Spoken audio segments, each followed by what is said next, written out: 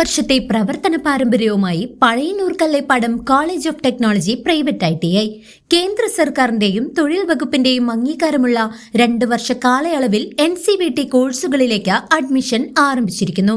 Civil draughtsman, electronics, mechanic, electrician, fitter, mechanic motor vehicle തുടങ്ങിയ ട്രെയിനിങ്ങുകളിലേക്കും കേന്ദ്ര സംസ്ഥാന സർക്കാർ സർവീസുകളിലും പൊതു സ്വകാര്യ മേഖലാ സ്ഥാപനങ്ങളിലും സ്വദേശത്തും വിദേശത്തും തൊഴിൽ ലഭിക്കാനും ഏറെ ഉപകാരപ്രദമായ NCVT സർട്ടിഫിക്കറ്റുകൾ കരസ്ഥമാക്കാം.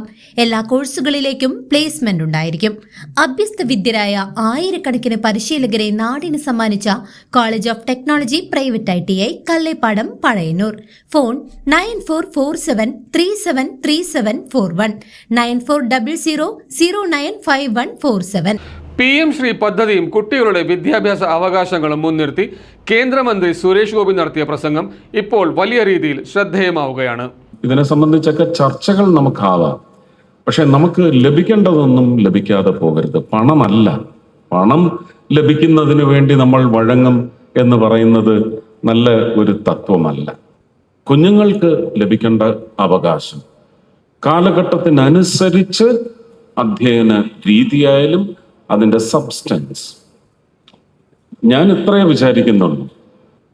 രാജ്യത്തിൻ്റെയും ലോകത്തിൻ്റെയും പല ഭാഗത്തും ഒരുപക്ഷെ സിലബസിന്റെ പേരിൽ കുഞ്ഞുങ്ങൾക്ക് ലഭിക്കുന്ന സബ്സ്റ്റൻസ്, അത് നമ്മുടെ കേരളത്തിലെ കുഞ്ഞുങ്ങൾക്ക് ഒരിക്കലും നിഷേധിക്കപ്പെടാൻ പാടില്ല.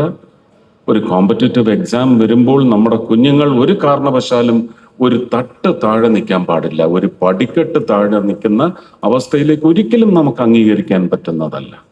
അറ്റ് പാർ, ആ അറ്റ് പാറിൽ തന്നെ എക്സലന്റ് എന്ന് പറയുന്ന ഒരു മത്സരമാണ് അല്ലേ?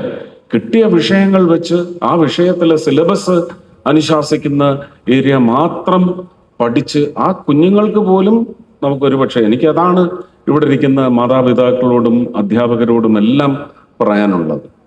അധ്യയനം എന്നത് അങ്ങനെ അനുശാസിക്കാൻ ഉള്ള ഒരു ഉൽപ്പന്നമല്ല, സ്നേഹത്തിലൂടെ ആവണം അധ്യയനം.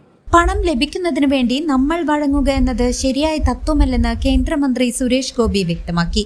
കുഞ്ഞുങ്ങൾക്ക് ലഭിക്കേണ്ട അവകാശങ്ങൾ ഒരു കാരണവശാലും നിഷേധിക്കപ്പെടരുതെന്നും അദ്ദേഹം ഓർമ്മിപ്പിച്ചു. രാജ്യത്തിന്റെയും ലോകത്തിന്റെയും പല കോണുകളിൽ സിലബസിന്റെ ഭാഗമായി കുട്ടികൾക്ക് ലഭിക്കുന്ന വിജ്ഞാനത്തിന്റെ പോഷക ഘടകങ്ങൾ കേരളത്തിലെ കുഞ്ഞുങ്ങൾക്കും ഉറപ്പായും ലഭിക്കണം. മത്സര പരീക്ഷകളിൽ നമ്മുടെ കുട്ടികൾ ഒരു തട്ടുപോലും താഴെ നിൽക്കുന്ന അവസ്ഥ ഒരിക്കലും അംഗീകരിക്കാൻ കഴിയില്ല. കേരളത്തിലെ സ്കൂളുകളുടെ അവസ്ഥ പലയിടത്തും ഇപ്പോഴും മാറിയിട്ടില്ലെന്നത് യാഥാർത്ഥ്യമാണ്. പെട്ടെന്ന് ഇതെല്ലാം നന്നാക്കിയെടുക്കാനുള്ള സമ്പദ്ഘടന നിലവിൽ നമുക്കില്ലെങ്കിലും അനുകൂലമായ ഓരോ സാഹചര്യങ്ങൾ ഇപ്പോൾ തെളിഞ്ഞു വരുന്നുണ്ടെന്നും അദ്ദേഹം കൂട്ടിച്ചേർത്തു. News desk CCV.